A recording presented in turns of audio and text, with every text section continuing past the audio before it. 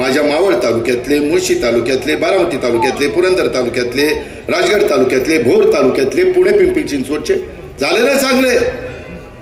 5-10 वर्ष रस्त्याला काय होणार नाही असे टार रोड झालेत, एकदम चकाचक. म्हणजे माझा दुहेरी होतो. एक तर टुरिझम वाढव, परत 40 देशातले सायकल स्वार आले होते, तुम्ही बघितलं ना इथं. 1-1 कोटीच्या सायकली आहेत त्यांच्या. थांबरे तिच्या आलंही असले म्हणजे रस्ते टार करायचे पुढंच त्या रोडला जोडणारे इतर रस्ते त्याला स्पीड ब्रेकर करेल की तो तिकडून येताना मेन रोडला स्लो चालेल.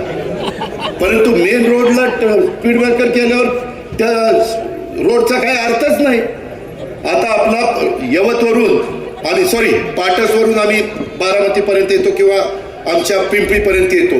त्या रस्त्याला जर स्पीड ब्रेकर केले तर त्या रस्त्याला उपयोग काय?